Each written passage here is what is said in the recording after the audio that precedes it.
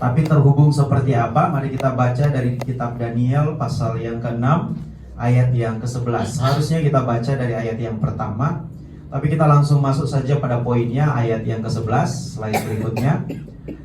Kita baca bersama-sama 1, 2, 3. Mendengar surat perintah itu telah dibuat, Daniel pulang ke rumahnya. Di kamar atasnya ada tingkap-tingkap yang terbuka ke arah Yerusalem. Next. 3 kali sehari ia berlutut, berdoa, serta memuji Allahnya seperti yang biasa dilakukannya. Demikianlah pembacaan Alkitab kita pada hari ini. Yang berbahagia ialah mereka mendengarkan firman Tuhan dan yang memeliharanya dalam kehidupan sehari-hari. Bapak Ibu Saudara yang dikasihi Tuhan, firman Tuhan diawali dengan perkataan mendengar surat perintah itu telah dibuat. Ya, slide berikutnya. Ya, ini mendengar surat perintah itu telah dibuat. Dibuat oleh siapa? Dibuat oleh Raja Darius. Jadi Raja Darius itu adalah pemimpin tertinggi bangsa Midian. Daniel itu awalnya dia masuk ke sana itu dalam masa Nebukadnezar yang merupakan Raja Babel. Nah sekarang dia ada di periode Midian, karena bangsa Babel ditaklukkan oleh bangsa Midian. Nah pemimpin bangsa Midian itu adalah Darius. Nah Darius itu kalau kita baca di ayat pertama sampai dengan ayat yang kedua, dikatakan bahwa dia memiliki 120 wakil raja yang dia tempatkan di seluruh wilayah kekuasaannya. Lalu 120 wakil raja ini diawasi oleh 3 orang pengawas, atau yang dalam bahasa Aramaik disebut sareh. Jadi kitab Daniel ini sebagian besar ditulis dalam bahasa Aramaik, bukan bahasa Ibrani. Nah Daniel adalah salah satu dari 3 pengawas ini, pengawas 120 wakil raja. Jadi posisinya boleh dibilang di lingkar satu dari Raja Darius. Nah, dalam masa kepemimpinan mereka, dalam masa pengawasan mereka, ternyata Daniel adalah salah satu yang diunggulkan. Artinya ketika dia menjabat sebagai seorang pejabat, sebagai pengawas, dia termasuk orang yang sangat diperhitungkan. Kalau kita baca di ayat yang keempat dikatakan karena dia punya roh yang luar biasa. Itu Daniel. Karena dia punya roh yang luar biasa, atau dalam bahasa Ibrani, bahasa Aramaik disebut ruah yatira, atau dengan bahasa kita sekarang, jangan ke slide ini dulu, masih yang tadi. Dalam bahasa kita sekarang, seorang yang punya karisma. Seorang yang punya karisma itu seorang yang dikagumi dalam masa kepemimpinannya. Nah, karena dia adalah seorang pribadi yang sangat mumpuni dalam memimpin, maka Raja Darius bermaksud mengangkat dia menjadi di atas para pengawas. Jadi menjadi orang kepercayaannya Raja Darius. Nah, dari Daniel ini kita belajar bahwa orang percaya itu kalau kita hidup menurut firman Tuhan, harusnya kita itu menjadi orang-orang yang berprestasi. Bukan hanya di sekolah, tapi juga di lingkungan bekerja kita, di lingkungan pelayanan kita, dimanapun kita berada, kita memang dipanggil untuk menjadi orang-orang yang berprestasi, seperti Daniel. Kalau kita hidup menurut tuntunan firman Tuhan. Artinya apa? Artinya kita akan didorong untuk menunjukkan potensi kita, bahwa kita punya potensi lebih baik daripada orang lain. Nah, prestasi itu adalah salah satu bentuk kesaksian kita. Nah, Bapak Ibu bisa bayangkan kalau misalnya kita menjadi mahasiswa, tapi di sekolah kita nggak punya prestasi apa-apa, sehingga kita nggak bisa diperhitungkan. Nah, kita nggak bisa berbicara banyak tentang Tuhan kalau kita nggak punya sesuatu yang unggul dibanding yang lain. Begitu juga ketika kita dalam berbisnis, dalam berusaha, ya usaha kita ini harus kita usahakan lebih baik daripada yang lain, sehingga kita bisa dengan percaya diri berbicara bahwa Tuhan kita hebat, Tuhan kita dahsyat, Tuhan kita luar biasa dari prestasi kita. Nah, tapi prestasi seperti apa yang Tuhan harapkan dari hidup orang percaya? Prestasi seperti Daniel. Bayangkan Daniel, seorang yang sangat berprestasi seperti itu, seorang yang sangat unggul seperti itu, lalu tiba-tiba para wakil raja dan para pengawas lain-lain ini yang di bawah dia ini mulai berpikir untuk menjatuhkan Daniel. Mereka mencoba untuk menjatuhkan posisi dia. Dan ketika mereka berusaha menjatuhkan dia, mereka tidak menemukan alasan dakwaan terhadap Daniel. Oh, berarti dia luar biasa. Nah, bagaimana dengan kita? Ketika kita punya prestasi, ketika kita punya keunggulan, orang mau cari kesalahan kita, nemu nggak? Jangan-jangan kita ketemu banyak banget. Oh, dia curang, nyontek. Oh, ijazahnya palsu. Misalnya, oh dia itu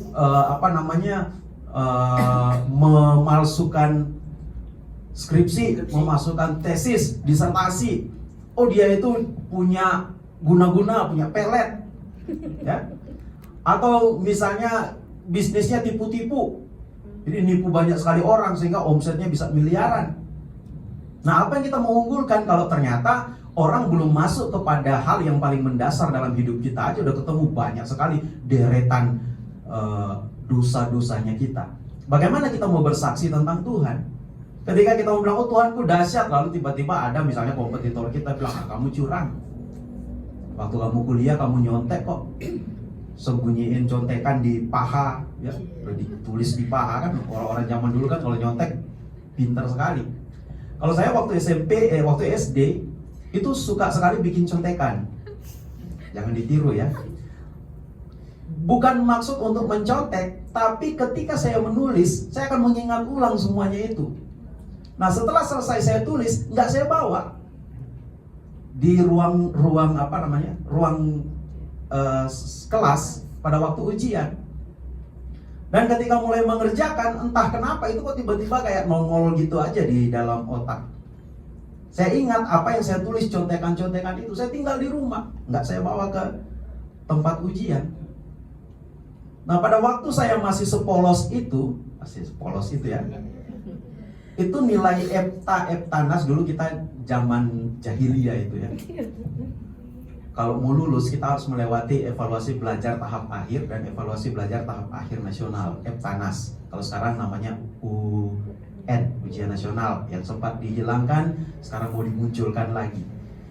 Nah, nilai Eptanas saya waktu SD itu nomor 1 di SD. Waktu masuk SMP nomor 1 juga. Luar biasa. Hah? Enggak. Ijazahnya asli. Ada cap 3 jari, itu cap 3 jarinya itu di atas foto, bukan di belakang foto. Jadi betul-betul ori, stempelnya itu kena di muka saya. Makanya muka saya imut-imut waktu SD itu hilang, tertutup dengan stempel cap sekolah. Ya. Nyomong-nyomong dikit kan kita harus berprestasi kan, jadi harus disampaikan. Nah, jadi dengan prestasi itu ketika kita mau bercerita tentang Tuhan, itu akan terasa lebih mudah. Bayangkan kalau kita nggak punya prestasi apa-apa, punya tipu-tipu di mana-mana, apalagi ijazah kita palsu dan sebagainya. Ketika kita bicara tentang Tuhan, akhirnya kita malu duluan sebelum kita bicara tentang Tuhan. Tapi coba kalau kita berprestasi seperti Daniel, maka ketika kita bicara tentang Tuhan, orang nggak akan ketemu, oh orang ini banyak sekali daftar dosanya. Enggak. Ya, orang-orang yang berusaha, bayangkan 120 wakil raja ditambah 2 orang pengawas yang lain, berusaha menganalisa latar belakang kehidupan Daniel, mungkin sampai pendidikannya, sampai keluarganya, mereka nggak ketemu masalah. Dan ketika mereka tidak menemukan dakwaan, ya mereka nggak bisa apa-apa selain mendakwa soal iman. Akhirnya Daniel ini berusaha dijatuhkan karena imannya. Maka dibuatlah surat perintah ini. Surat perintah ini mau mengatakan supaya semua orang yang ada di wilayah kekuasaan Darius itu tidak boleh meminta kepada dewa lain selain dewa yang disembah oleh bangsa Midian. Itu dibuat aturan. Dan mau tidak mau Daniel harus melawan itu. Artinya apa? Ketika kita berusaha, kita bisa kok menjadi pengusaha-pengusaha, menjadi mahasiswa-mahasiswa, menjadi orang-orang yang berhasil dengan cara yang baik, dengan cara yang benar. Enggak dengan nipu kanan, nipu kiri. Kita bisa. Nah, ketika kita berusaha untuk tetap menjaga integritas kita, maka orang-orang enggak akan ketemu dosanya kita. Dan ketika orang menganggap bahwa dosa kita adalah iman kita, maka itu sudah bukan urusan kita, itu sudah urusan Tuhan. Ya. Tapi kalau orang ketemu dosa kita dan itu masih berkaitan dengan dosa, memang betul-betul dosa kita karena tipu-tipunya kita, karena palsunya kita, maka itu bukan urusan Tuhan, itu urusan kita. Harus kita yang membereskan itu. Jangan bilang, Tuhan tolong bela saya. Tuhan mau bilang, loh kau nipu kok suka aku yang bela. Padahal Tuhan gak bisa kompromi dengan yang namanya dosa. Lalu kita minta, Tuhan bela saya kan anakmu, jangan permalukan aku. Gak bisa. Orang Israel berkali-kali mencatut nama Tuhan, karena di atas bangsamu ini namamu disebutkan. Tuhan membela mereka ketika mereka setia pada perjanjian dengan Tuhan. Ketika mereka setia pada hukum-hukum Tuhan, maka Tuhan membela mereka, Tuhan menolong mereka. Tetapi ketika mereka melanggar firman Tuhan, Tuhan gak usah nunggu bangsa lain untuk menghukum mereka, Tuhan sendiri yang menghukum mereka. Sehingga kita gak bisa bilang, aduh saya kok gak bisa jadi berkat. Ya kita harus koreksi diri dulu, kita itu betul gak menjadi orang taat pada aturan firman Tuhan atau tidak. Ya, itu poin pertama. Jadi ketika mereka mendengar surat perintah itu telah dibuat, ketika Daniel tahu bahwa surat itu telah dibuat, maka Daniel akan melakukan langkah berikutnya. Tetapi dari Daniel ini kita belajar bahwa sebaik apapun kita hidup, masalah itu tidak akan bisa kita hindari. Makanya gak usah cari masalah. Nggak dicari, masalah itu pasti ada. Bahkan ketika kita menjadi orang baik pun, masalah itu akan mendekat. Tapi ketika kita menjadi orang baik dan kita punya masalah, masalah itu akan datang sebagai batu lompatan kita. Karena pada kenyataannya ketika Daniel berhadapan dengan masalah iman, justru melalui masalah itu Tuhan membuktikan kepada orang-orang di luar sana bahwa Daniel itu lebih daripada yang mereka bayangkan. Tuhan yang bergerak sendiri. Ketika kita dipersoalkan karena iman kita, Tuhan yang akan membela kita. Tapi kalau kita dipersoalkan karena dosa kita, Tuhan yang akan mulai menegur kita duluan. Gak usah tunggu orang lain, gak usah tunggu bangsa lain. Itu yang kita pelajari. Makanya jauhkanlah masalah dari hidup kita. Berusaha menjauh dari bikin dosa. Kalau kita sudah berusaha semaksimal mungkin tapi jatuh juga, ya Tuhan menyediakan pengampunan dosa. Tetapi setidaknya kita sudah berusaha semaksimal mungkin untuk menghindar dari hal-hal yang kotor tadi. Ya, sampai sini ya. Ngerti ya? Jadi integritas iman itu perlu kita jaga. Mulailah dari sekolah kita. Ketika kita menjadi siswa, ketika kita menjadi mahasiswa, tunjukkan bahwa kita ini orang-orang percaya.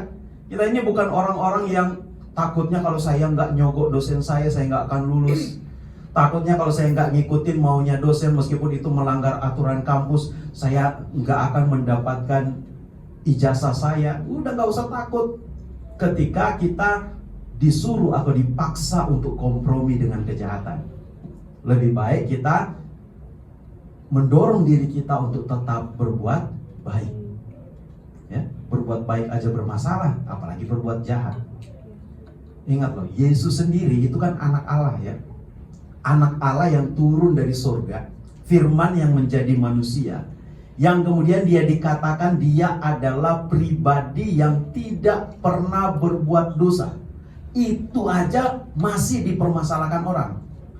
Ada aja yang gak suka dengan dia, ada aja yang mau menyalibkan dia. Orang sekali berKristus, sekali berYesus, yang kita sebut sebagai Tuhan, yang kita sebut sebagai Juru Selamat aja, masih ada yang gak suka. Lah kita siapa? Jadi gak usah takut ketika orang tidak menyukai kita karena kita on the track. Tapi takutlah ketika orang merasa dirugikan karena kita out of the track, keluar dari jalurnya Tuhan. Itu poin pertama. Poin kedua, slide berikutnya. Daniel pulang ke rumahnya. Jadi ini menarik ya. Kenapa? Karena kata rumah, ini bahasa Ibraninya, Ini bukan bahasa Ibrani, sorry. Bahasa Aramaik. Ya, meskipun hurufnya huruf Ibrani, sebetulnya huruf ini huruf Aramaik, bukan huruf Ibrani. Huruf Ibrani kuno itu bukan seperti ini. Ketika mereka dibuang ke Babel, mereka mengadopsi huruf Aramaik, tapi tetap dengan bahasa Ibrani. Nah, ini huruf Aramaik, bahasanya juga bahasa Aramaik. Di situ dikatakan Al-Levaite. Al-Levaite itu artinya pulanglah Daniel ke rumahnya. Dari kata bayit. Bayit itu berarti rumah. Coba slide berikut. Nah ini, bayit itu secara harfiah artinya rumah. Tapi di dalam Alkitab, bayit juga berarti kerajaan. Berarti keluarga, bukan kerajaan. Daud pernah punya cita-cita pengen bangun bait Allah. Ya, tahu ceritanya ya. Dia pengen sekali bangun bait Allah, tetapi kemudian Tuhan bilang tidak. Kenapa Tuhan bilang tidak? Karena tangannya ini bergelimang darah, penuh dengan dosa. Tetapi ketika Tuhan menolak maksud baiknya Daud, apa yang Tuhan janjikan kepada Daud? Aku akan memulihkan keluargamu, mengokohkan keluargamu. Nah, kata keluarga yang digunakan di dalam kitab 2 Samuel itu menggunakan kata bait. Sehingga kalau dalam bahasa Ibrani, istilah ini menjadi lebih menarik, permainan kata. Jadi ceritanya Daud pengen bangun rumah buat Tuhan, tapi Tuhan jawab, tidak, aku yang akan membangun rumah untukmu. Dan rumah itu adalah keluarganya. Sehingga Tuhan bilang, aku akan mengokohkan keluargamu dan kerajaanmu. Ya. Jadi ketika kita dipakai oleh Tuhan, yang pertama akan Tuhan sasar pertama adalah keluarga kita. Makanya ketika kita mulai terlibat dalam pelayanan, biasanya keluarga kita akan mengalami apa dulu? Goncangan. Itu pasti. Coba yang sudah aktif melayani di gereja, awal-awal kita aktif di gereja, yang pertama tergoncang itu siapa? Pasti keluarga. Entah hubungan kakak adik, hubungan suami istri, hubungan anak dan orang tua, itu akan mengalami goncangan. Kenapa? Karena fondasi yang paling dasar itu adalah keluarga. Ingat loh, Alkitab kita dari kitab Kejadian sampai dengan Wahyu itu bicara tentang keluarga. Nah, Daniel ketika dia bermasalah, ketika dia menghadapi persoalan, maka yang dia lakukan adalah dia pulang ke rumahnya, pulang ke keluarganya. Apa yang dia lakukan di sana? Dia berdoa. Jadi dia menjadikan keluarganya, dia menjadikan rumahnya ini sebagai, kalau di sini saya menggunakan istilah healing center. Kalau kita ingin healing, sejauh mungkin kita pergi dari rumah. Biasanya begitu ya. Oh, saya pengen healing, ya udah keluar dari rumah. Satu keluarga diajak keluar dari rumah. Healing itu selalu menjauh dari rumah, mencari dunia yang baru, kehidupan yang baru. Pulang-pulang tagihannya banyak. Ya, healingnya nggak dapat, tagihannya dapat. Biasanya begitu. Ya, akhirnya menghilang. Ya, nggak jadi healing, jadinya hilang. Kenapa? Karena ditagi-tagi mulu sama debt collector, ditagi-tagi dulu sama agen dan sebagainya. Karena definisi healing kita itu selalu pengennya menikmati suasana baru. Padahal healing yang sesungguhnya itu terjadi di dalam keluarga. Ya, keluarga itu harus kita jadikan sebagai healing center, pusat pemulihan. Pemulihan dari apa? Pemulihan dari keletihan bekerja. Mungkin kita sudah terlalu capek bekerja 24/7, kerja terus, nggak ada libur-liburnya. Keletihan dari pemulihan dari kebosanan hidup, itu harusnya terjadi dalam keluarga. Tapi repot juga kalau keluarga yang justru menimbulkan kebosanan. Tiap hari ketemu istri dia mulu, ketemu suami dia mulu, ketemu anak-anak, nggak ada perubahan-perubahan. Nah itu kan kadang-kadang menimbulkan kebosanan. Lalu kemudian pemulihan dari keraguan-raguan, pemulihan dari ketakutan, bahkan spiritual healing itu seharusnya terjadi di dalam keluarga. Keluarga itu harusnya menjadi tempat kita berdoa. Daniel ketika menghadapi tekanan yang amat sangat besar, dia memilih untuk kembali ke rumah, back to home. kembali ke keluarganya. Dan dia naik ke kamar atas. Coba slide berikutnya. Di kamar atasnya ada tingkap-tingkap yang terbuka ke arah Yerusalem. Kamar atas itu bahasa Aramaiknya alit. Jadi sengaja orang-orang Yahudi sampai sekarang kalau bangun rumah itu lantai 2 itu selalu dikhususkan untuk doa, untuk pertemuan keluarga, sebagai ruang yang spesial. Lantai 2 itu selalu dijadikan ruang spesial. Dan ruang spesial itu ruang spesial untuk bertemu Tuhan. Itulah kamar doa mereka, ruang khusus, ruang yang istimewa. Makanya kita mengenal istilah upper room, kamar atas.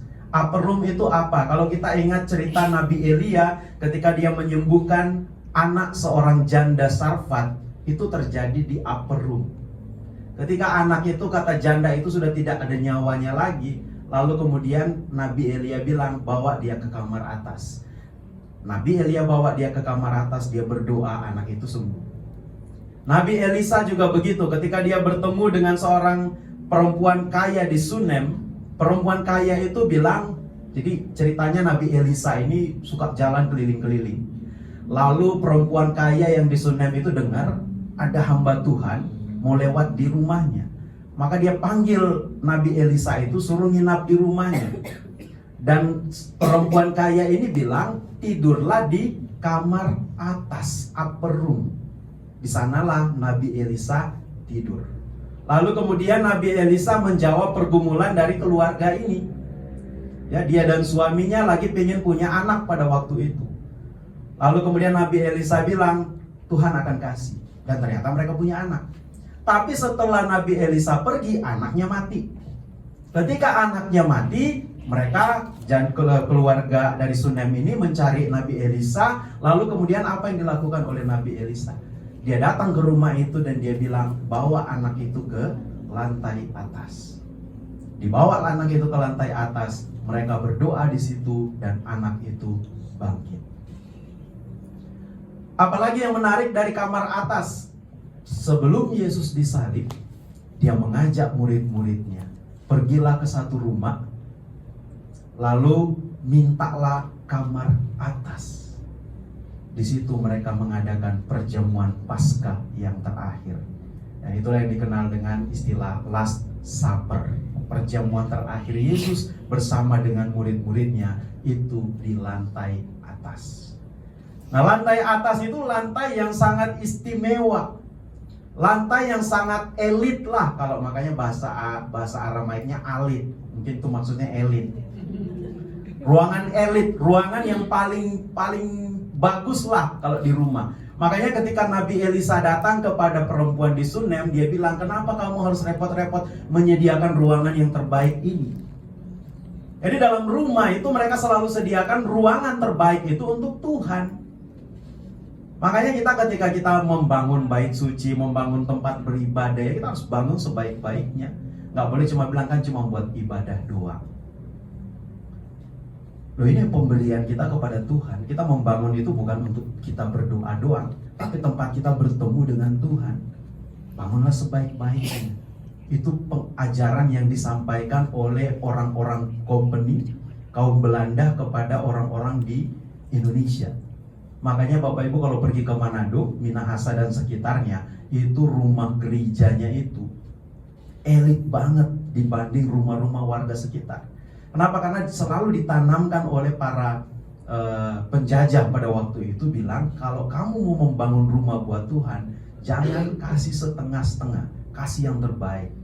Salomo ketika membangun bait suci, semua perhiasan dia datangkan, emas, perak dan semuanya, bahkan semua hiasan di bait sucinya semuanya terbuat dari emas, perak dan sebagainya. Itu Salomo. Dia kasih semua yang terbaik, dia dedikasikan semua yang terbaik untuk rumah Tuhan. Nah, bagaimana dengan kita sekarang? Alit sekarang bukan lagi berbicara soal bangunan fisik. Bukan lagi kita setiap kali mau bangun rumah, kita pengennya di rumah itu kita bangunkan kamar, ruang pertemuan khusus dengan Tuhan dengan begitu elit. Kita habiskan duit hanya untuk bangun ruang berdoa buat Tuhan. Tidak. Tapi alit yang diminta Tuhan sekarang adalah ruangan di hati kita. Ada nggak kita sediakan ruang terbaik di hati kita untuk berjumpa dengan Tuhan? Atau kita hanya menyediakan ruangan sisa buat Tuhan? Ketika hati kita sudah hampir penuh, sebagiannya kita sediakan buat Tuhan. Harusnya bagian terbaik dari ruangan di hati kita adalah untuk Tuhan. Kalau kita sedang jatuh cinta, coba siapa yang lagi jatuh cinta di sini? Ya, kalau yang sudah menikah rasa-rasanya udah gak pernah jatuh cinta lagi kepada istrinya atau kepada suaminya. Karena sudah berlalu ya, masa-masa awal-awal cinta mula-mula itu sudah lewat. Ya, tapi kalau yang baru naksir-naksir ini, waduh, itu kan semua yang terbaik itu dia akan peruntukkan bagi calon suami atau calon istrinya. Begitu ya. Kalau orang yang dia taksir itu ulang tahun, dia akan carikan apa yang paling disukai oleh orang itu. Ini orang itu kalau kemana-mana senangnya naik Lamborghini, mulai nabung, beli Lamborghini buat dikasih ulang tahunnya. Saking naksirnya, segala sesuatu akan dia curahkan. Makanya banyak sekali kasus-kasus yang muncul di berita itu, anak-anak muda itu yang pacaran ditipu oleh pacarnya. Ada yang terlilit hutang karena harus bayarin handphone pasangannya. Dia rela loh sampai harus pinjol demi pasangannya punya handphone baru. Wow, sampai segitunya pengorbanannya. Ada yang rela nyolong duit orang tuanya demi pacarnya. Ya mudah-mudahan di sini nggak ada ya. Kalau belum jatuh cinta jangan dulu ngomong aman. Kalau lagi jatuh cinta, lagi naksir-naksirnya, wah dia akan luangkan waktu untuk berikan semuanya. Cobalah sesekali jatuh cinta dulu lah. Minimal naksir dulu, nembak dulu. Sekarang kan eranya udah bukan laki-laki nembak perempuan. Sekarang sudah era Kartini, udah bukan Kartono lagi. Di era Kartini sekarang nggak harus laki-laki nembak perempuan. Perempuan nembak laki-laki udah nggak masalah, karena senjatanya udah sama sekarang. Bahkan ketika menikah nanti sudah bukan laki-laki pemimpin rumah tangga. Biasanya udah perempuan pemimpin rumah tangganya. Laki-laki ngikut aja. Biasanya begitu ya. Biasanya nggak semua begitu. Masih banyak juga perempuan yang menempatkan laki-laki sebagai pimpinan dalam rumah tangganya ya. Tapi di dunia sekarang kan udah serba kebalik. Ketika kita naksir, ketika kita mencintai, ketika kita menyukai seorang idola kita akan melakukan apa saja untuk itu. Meskipun kalau dia mau konser, kalau dia jual tiket dengan harga yang paling mahal sekalipun, wow, kalau perlu kita nabung, jual rumah kalau perlu, supaya bisa ikut konsernya, karena dia idolanya kita. Nah, bagaimana dengan Tuhan? Tuhan jadi idolanya kita atau enggak? Kalau Tuhan jadi idola kita, maka segenap yang kita punya kita mau sediakan buat Tuhan, supaya Tuhan senang, supaya Tuhan itu kayak ibaratnya jatuh cinta dengan kita. Kan istilah favor, tahu favor ya? Favor itu diterjemahkan apa ya bahasa Indonesianya ya? Kasih karunia, favor. Kata favor ini kan akar juga dari kata favorit. Jadi favor, kita mendapat favornya Tuhan, kita itu menjadi favoritnya Tuhan, kita menjadi kesukaannya Tuhan. Kan itu yang kita kejar. Nah, bagaimana Tuhan mau menyukai kita kalau kita mau ngasih sesuatu ke Tuhan aja masih tahan-tahan? Masih enggak ya? Masih enggak ya? Nanti gimana kalau saya kasih semuanya?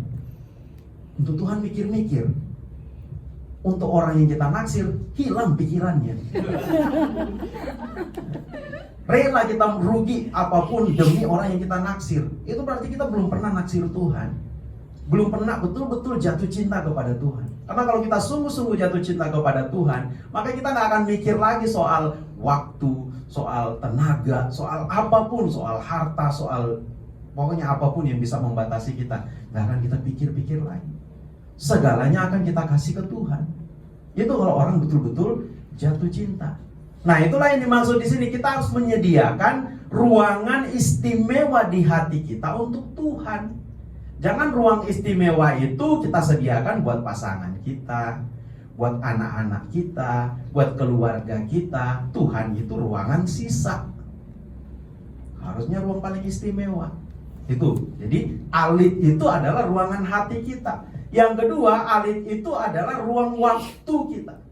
Waktu kita yang spesial itu harus untuk Tuhan, bukan untuk yang lain-lain. Kita harus punya waktu untuk Tuhan. Harus ada waktu. Kapan waktu itu? Setiap detik itu adalah waktu untuk Tuhan. Bahkan ketika kita bekerja, itu adalah waktu untuk Tuhan.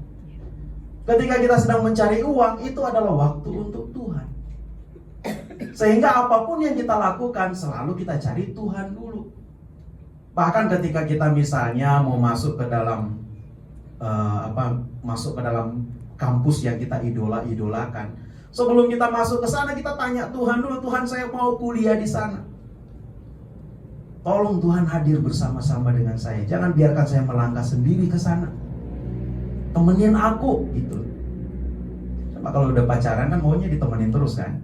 Kalau lagi bahkan udah tidur aja kita teleponan, orangnya udah mau matiin, saya matiin handphonenya ya. Udah gak usah, saya pengen dengar suara ngorokmu, pengen dengar suara nafasmu. Sampai handphonenya udah sama-sama udah tidur, masih aja handphonenya hidup. Nunggu orang tua nengok ke kamar, kenapa handphonenya hidup? Ternyata masih ada doi di sana. Pas dicek doinya tidur, ini dia juga tidur. Gak ada yang saling matikan handphone. Apalagi zaman sekarang kan semua terkoneksi lewat internet yang tanpa batas.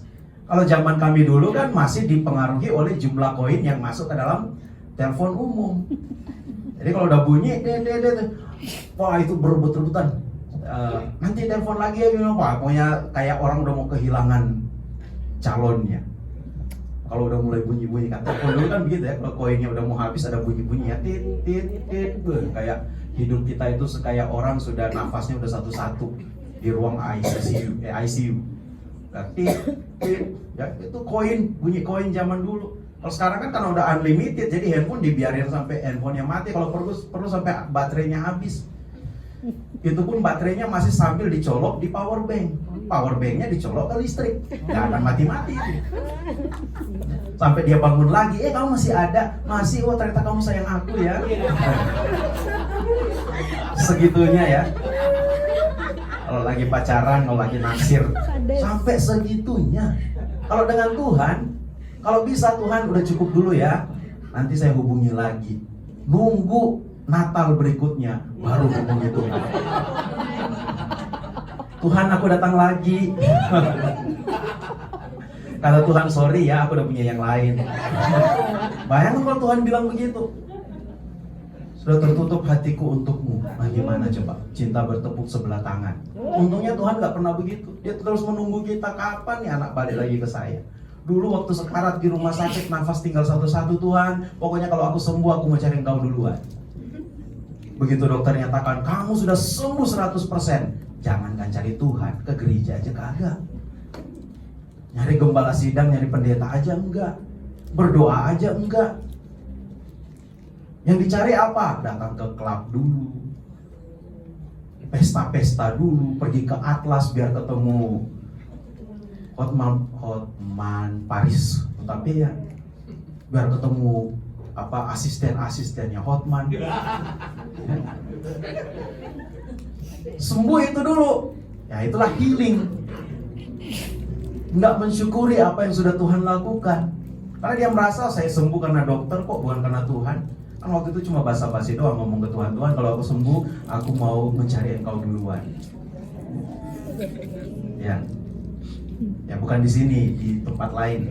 Kalau di sini kan orang-orang yang betul-betul sedang jatuh cinta kepada Tuhan. Amin dong, jangan cie. Ini lagi khotbah, ini bukan lagi. Bukan dibilang amin, malah bilang cie. Ya, itu ya. Jadi kamar atas artinya ruang spesialnya kita itu untuk Tuhan. Sudahkah ruang spesial kita untuk Tuhan? Ya. Minimal pasang foto di kamar itu foto Yesus.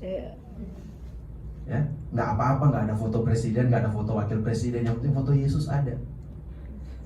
Ya, karena kalau foto presiden, foto wakil presiden kita pasang ya kayak berasa tidur di kantor kan.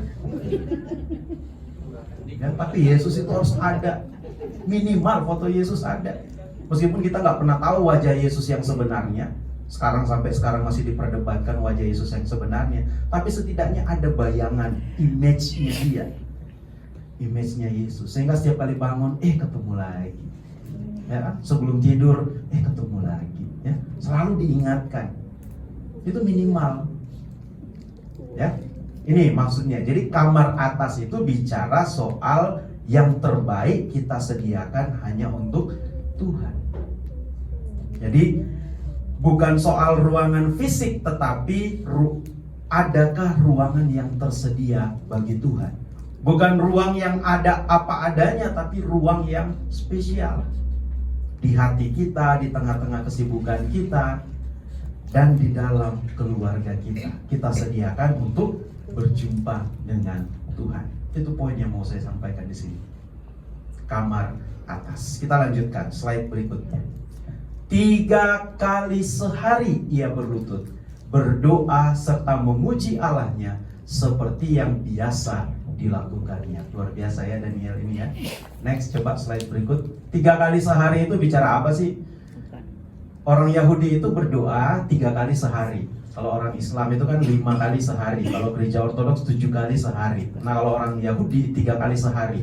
Pagi itu mereka namanya syakarit, siang itu namanya minha, dan sore itu namanya ma'arif sampai malam. Ma'arif itu dari kata eref. Eref itu artinya matahari terbenam. 3 kali sehari ia berlutut. Bahasa Aramaiknya di situ sela. Dari kata sela inilah muncul bahasa Arab solat. Makanya di situ Daniel itu berlutut seperti yang dilakukan oleh saudara-saudara kita yang muslim. Makanya kalau mereka berdoa sampai berlutut, sampai cium lantai, sampai jidatnya hitam, jangan diketawain. Dulu juga nabi-nabi zaman perjanjian baru, perjanjian lama melakukan hal yang sama. Mereka berdoa dengan cara seperti itu. Kenapa harus seperti itu? Karena mereka ingin menunjukkan kerendahan hati mereka, bahwa mereka tidak layak, bahwa di hadapan Tuhan mereka bukan siapa-siapa. Makanya saudara-saudara kita yang muslim menyebut agama mereka agama berserah diri. Mengapa berserah diri? Mereka mau menyerahkan diri mereka hanya kepada Tuhan. Padahal surganya belum pasti. Ya, surganya belum pasti, tapi mereka mau menyerahkan diri mereka sepenuhnya ke sana. Kita surganya udah pasti, menyerahkan diri aja nggak mau. Disuruh pelayanan aja masih nanti dulu. Tunggu tanggal main. Tanggalnya aja nggak pernah main-main. Kapan tanggal mainnya? Ya. Disuruh terlibat dalam pelayanan masih mikir-mikir. Nggak harus pelayanan di GKI Diesel ya. Pelayanan di tempat lain juga. Diajak orang, yuk kita pergi ke panti asuhan, yuk membantu anak-anak yang membutuhkan. Nanti aja nih, saya masih harus cari duit dulu. Jadi kita harus mulai membiasakan diri untuk berserah kepada Tuhan. Karena konsep berserah itu bukan konsepnya Islam, itu memang konsepnya dari Alkitab. Ya, mereka makanya kalau berdoa itu selalu berlutut. Berlutut itu untuk menunjukkan kerendahan hati mereka. Dan bahwa mereka sepenuhnya hanya ditujukan kepada Tuhan. Ya. Masih ada slide berikut? Nah, amin. Mundur ulang. Karena belum sampai di amin, ya. 3 kali sehari ia berlutut, berdoa serta memuji Allahnya. Kalimat berikutnya coba mundur slide satu lagi. Seperti yang biasa dilakukannya. Artinya apa? Daniel melakukan hubungan dengan Tuhan itu, membiasakan diri untuk selalu berkomunikasi dengan Tuhan. Itu yang dia lakukan. Jadi di sini kita belajar bahwa kalau kita mau terhubung dengan Tuhan, maka kita harus melakukan itu sebagai sebuah kebiasaan. Di sini dalam bahasa Ibrani kata kebiasaan di situ menggunakan kata avad. Bukan bahasa Ibrani, bahasa Aramaik. Avad itu secara harafiah artinya memelihara. Memelihara itu artinya dia berusaha untuk komitmen melakukan itu terus-menerus. Kita disuruh diajak puasa 40 hari aja, nyerah duluan. Aduh kayaknya saya nggak sanggup deh. Langsung, padahal belum disuruh, belum dicoba. Tapi langsung mengklaim diri kayaknya mah saya nggak sanggup, mah saya sangat sensitif banget sama nasi. Kalau nasi sama mah saya nggak ketemu, langsung korslet mah saya. Padahal puasa orang Kristen udah nggak kayak puasa di Islam. Puasa di Islam itu kan nggak makan sama sekali. Kalau puasa di Kristen kita masih boleh makan, masih boleh minum. Ada banyak pilihan, kita hanya mau makan sayur, itu pun termasuk puasa. Atau kalau di Katolik dibilang pantang. Tapi itu pun termasuk bagian dari puasa. Di Kristen itu terlalu banyak anugerah. Tapi sebegitu banyak anugerah yang kita pilih, kayaknya saya nggak sanggup. Mari kita mulai aja dulu dengan yang simple. Kayak pemuda waktu itu di ibadah pemuda ditantang. Cobalah dalam satu hari 1 jam tanpa medsos. Ada yang berhasil nggak? Hah? 40 hari, 1 hari 1 jam tanpa medsos. Ada yang berhasil nggak? Termasuk WA jangan dicek. Meskipun itu urgent, jangan dicek. Kecuali panggilan dari Tuhan, jangan diabaikan. Tapi 1 jam tanpa medsos. Ada yang berhasil? Meti berhasil? Oh enggak. Pastri berhasil? Berhasil. Daniel berhasil? Hah? Pas tidur. Itu mah bukan puasa namanya. Tidurnya 7 jam lagi. Ya, atau HP-nya digadain. Kita mencoba membiasakan diri untuk apa ya? Pokoknya spesial menyempatkan waktu hanya untuk Tuhan. Ingat, tantangannya bukan cuma tanpa medsos loh. Tapi 1 jam yang kita berhentikan dari medsos itu kita ganti dengan membaca firman. Berarti bukan cuma berhenti ngecek Facebook, Instagram, TikTok dan kawan-kawan itu, tapi juga menggantinya dengan mengisi membaca firman Tuhan. Nggak tahu ada yang berhasil nggak ada yang lapor soalnya. Ternyata susah ya, kita mau menyediakan waktu untuk Tuhan, susah banget.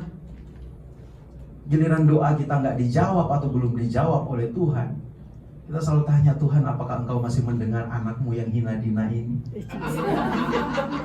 Ya? Jangan-jangan kita selalu menyalahkan Tuhan, Tuhan engkau nggak mendengar aku. Kalau Tuhan bilang aku udah bicara, tapi kau yang nggak dengar. Ya kan, firman Tuhan kita abaikan. Firman Tuhan itu kan Tuhan bicara dengan kita.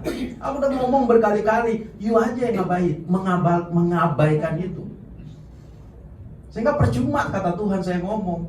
Kan Yesus bilang jangan berikan mutiara kepada B2. Ya. Karena B2 itu nggak seharga mutiara, kecuali B2 yang ada di Papua. B2 di Papua itu harganya lebih mahal daripada mutiara. Saya ingat cerita Abuna Pak Yusuf dulu waktu pergi ke Papua. Begitu dia di hotel, ada orang-orang ngantri di luar minta didoakan, ada ibu-ibu datang bawa babi minta didoakan babinya. Sedemikian berharganya babi. Saya waktu ke Sumba sidang PGI diundang oleh seorang jemaat pergi ke kandang kuda. Saya tanya siapa yang mau didoakan? Leonardo. Kenapa Leonardo? Mau pacuan besok. Jadi selama ini Leonardo punya rasa apa ya? Minder atau rasa takut. Setiap kali dia mengikuti pacuan kuda itu, jadi saya sampai diajak ke tempat pacuan kudanya. Pas masuk di pacuan kuda itu ada daerah yang berwarna putih. Entah apa itu namanya. Kuda ini pasti berhenti lewat situ. Si jokinya itu kadang sampai terpental kalau dia berhenti mendadak di situ. Padahal larinya paling kenceng. Maka si jemaat ini bilang, ayolah doakan Leonardo. Ada namanya disebutkan. Dan bayangkan seorang pendeta tiba-tiba bilang, aduh janganlah, mending saya doakan keluarga ini. Kan nggak mungkin. Baiklah, mari kita berdoa untuk Leonardo. Dipegang lagi dia kan. Harus berkata, memang harus begitu. Sebelum saya doakan itu, saya bilang ke Tuhan, Tuhan kau mengerti lah apa yang mau diingini oleh keluarga ini. Jadi anggaplah ini hanya sebagai simbolisasi. Saya berdoa buat Leonardo, tapi sebetulnya saya mau mendoakan keluarga ini. Udah ngomong gitu dulu ke Tuhan. Ya Tuhan ampunilah. Saya berdoa untuk Leonardo di sini. Saya berdoa, Tuhan tolong Leonardo supaya Leonardo dapat menyelesaikan setiap putaran pacuan itu. Saya tanya, emang kenapa harus ikut pacuan? Supaya menang. Emang kalau menang apa? Ada taruhannya. Waduh, nauzubillah min dzalik. Ada judinya juga. Bagaimana saya mau mendoakan orang supaya menang judi? Akhirnya saya tanya kepada keluarga ini, kalau misalnya Leonardo menang, ada komitmen untuk Tuhan enggak? Saya tanya. Lalu keluarga ini bilang, kalau Leonardo menang, kami akan beri sumbangan untuk orang-orang miskin yang membutuhkan di sekitarnya. Karena kalau hadiahnya lumayan gede, jutaan itu. Ya, puluhan juta, malah mungkin ratusan kali ya. Ya benar ya komitmen ini, benar. Ya itulah yang membuat saya semangat untuk mendoakan.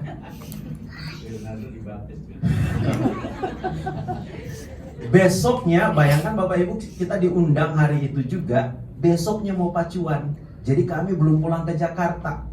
Kalau sudah pulang Jakarta kan menang atau kalah udahlah, atau urusanmu dengan Tuhan lah itu. Yang penting sudah didoakan. Nah ini kita masih di Sumba dan besoknya kudanya ikut pacuan. Menang. Ya, kudanya yang pacuan, saya yang deg-degan. Nggak lama, itu kan pacuannya sekitar pagi. Biasanya mereka jam 9, jam 10 pagi. Orangnya telepon, saya kasih namanya di sini Umbu. Ya, orang Sumba. Aduh, mau diangkat atau enggak ini kabar baik atau kabar apa ini? Angkat aja lah. Pas saya angkat, Shalom Pak Pendeta, Shalom. Oh, suaranya sukacita ini. Semangat kita kan? Gimana, Leonardo? Sukses atau enggak? Dia mulai dengan kabar buruk dulu. Pak Pendeta, pas putaran pertama Leonardo berhenti pas lihat warna putih itu. Lalu saya bisikkan doa Bapak Pendeta kepada Leonardo. Kau tolong ingatlah doa pendeta yang sudah datang ke sini. Dia diutus oleh Tuhan. Jangan kau lawan Tuhan. Coba dia ngomong ke kuda. Nanti kalau orangnya datang ke Jakarta, kita undanglah untuk kesaksian Leonardo mau menangkan putaran itu. Dan akhirnya putaran kedua, Leonardo berhasil menerobos pasir atau apa sih itu ya? Kayak yang buat yang buat dinding-dinding itu ya, hebel. Itu yang ada warna-warna putih itu kan. Kalau di kampung kami namanya teras. Teras. Nggak tahu kalau di sini apa namanya. Itulah. Mungkin karena licin sehingga kuda itu mungkin trauma. Mungkin dia pernah jatuh waktu masih kecil melewatin yang begitu-begitu karena batu-batu kecil kan. Jadi itu keingetan sama dia. Dan ternyata dia berhasil melewati putaran kedua. Putaran ketiga dia pun lewat. Ada berapa kali putaran? 5 kalau nggak salah ya, 5 kali putaran. Dan dia menang. Akhirnya kami dapat hadiah Pak Pendeta. Saya bilang, terus gimana komitmennya kepada Tuhan? Kami tetap lakukan. Suaranya langsung turun. Ya, waktu cerita bagaimana Leonardo berhasil menang, oh semangat banget, oh luar biasa Pak Pendeta. Dia berhasil mengejar si apa itu namanya? Saya lupa. Ada kuda hitam itu yang selalu memenangkan pertandingan itu. Speed. Nah namanya Speed. Dia berhasil mengejar Speed itu di detik-detik terakhir dan dia menang. Jadi dia ngomong itu udah kayak komentator lagi, saya dengar luar biasa. Ujung-ujungnya saya tanya, lalu bagaimana komitmennya untuk Tuhan? Langsung turun suaranya dari nada do tinggi langsung ke do paling rendah. Saya akan lakukan Pak Pendeta. Puji Tuhan, saya bilang. Ya, lakukanlah seperti yang sudah kau janjikan kepada Tuhan. Ya, karena Tuhanlah yang membuat Leonardo bisa menang. Dia bilang begitu. Pas mau tutup dia masih nanya lagi, Pak Pendeta mau ngomong dengan Leonardo. Ya, waduh. Bukannya ngomong dengan keluarganya, ini masa malah ditanya mau ngomong dengan Leonardo. Ya sudahlah, saya bilang Leonardo sudah menang, itu sudah kehendak Tuhan yang terjadi. Terimalah kemenangan itu dan lakukanlah komitmenmu kepada Tuhan. Dan memang dia lakukan. Dia foto kok waktu itu, kirim waktu dia datangin keluarga-keluarga miskin di sana. Dan gak berapa lama kemudian terjadi angin apa itu di waktu itu apa waktu itu ya? Ya itulah pokoknya angin topan di sana yang menghancurkan, memporak-porandakan Sumba. Lalu kemudian dia menyumbangkan dana untuk atap gereja. Wih, luar biasa. Dan dia bilang, Pak, ini saya sumbangkan atas nama gereja Bapak ya. Makanya waktu itu kan kita di Diaspora Kopilas ada kumpul dana, kita kirim ke Sumba melalui Gemit, Gereja Masehi Injili Timur. Karena ada teman-teman kami yang juga dulu pernah ikut kegiatan PGI, kita salurkan dana ke sana. Pak Paulus namanya, bukan Paulus ini ya, Paulus di sana, Paulus Walhi namanya, Walhi atau Wahi. Dia telepon saya, dia bilang, Pak, ini ada tambahan dana dari orang di sini. Dan dia bilang itu atas nama gereja Bapak. Oh ya udah, masukkan saja itu sebagai sumbangan untuk gereja. Saya tanya, diperuntukkan untuk apa? Untuk atap gereja kami yang ambruk gara-gara angin itu. Oh berarti dia komitmen. Janji dia hanya membantu orang-orang orang-orang miskin, orang-orang yang membutuhkan. Ternyata dia lakukan nggak hanya sekedar membantu orang-orang yang membutuhkan, dia juga bangun untuk rumah Tuhan. Luar biasa. Berkat Leonardo. Ya. Nggak tahu nanti kalau dia mau lomba lagi, saya mau tanya lagi, mau didoakan lagi nggak? Ya. Karena Leonardo punya anak. Terakhir di WA itu, ternyata puji Tuhan Leonardo udah punya anak. Saya tanya siapa emaknya. Ya. Jangan-jangan bukan anaknya Leonardo. Dia bilang enggak, ini anaknya Leonardo, mirip kok matanya. Luar biasa, sampai matanya dia bisa kenalin ya. Itu saking jatuh cintanya kepada Leonardo. Makanya kalau kita jatuh cinta kepada Tuhan, sampai matanya Tuhan itu pun harus kita tahu. Makanya Tuhan bilang dia menjadikan kita seperti biji matanya. Ya. Itu karena saking jatuh cintanya. Ya kalau kita jatuh cinta kepada Tuhan, kita harus, kata Yesus, gembala itu mengenal suara domba-dombanya, domba juga mengenal suara gembalanya. Ya, kalau kita sungguh-sungguh adalah domba-dombanya Kristus, kita harus tahu mana suara Kristus, mana suara legion, mana suara iblis di sekitar kita. Kita harus bisa membedakan, seperti Daniel. Daniel banyak bujukan, pasti banyak bujukan di sekitar dia. Kamu pengen posisimu naik, coba lakukan ini, coba lakukan itu. Tapi dia nggak lakukan itu. Dia hanya mau mendengar suara Tuhan. Nah kalau kita sungguh-sungguh mau terhubung dengan Tuhan, maka hanya fokuskan untuk mendengar suara Bapa. Jangan dengar suara bapak-bapak yang lain. Bapa di surga itu, ya. Fokus kepada suara Bapa di surga. Maka percayalah, kita akan menjadi orang-orang yang berprestasi seperti Daniel. Usaha kita akan menjadi usaha yang unggul. Pendidikan kita akan menjadi pendidikan yang prestasinya gemilang. Kalau kita jadi atlet, kalah Leonardo, ya. Kalau kita mau jadi apapun yang kita mau lakukan, kita akan lakukan yang terbaik.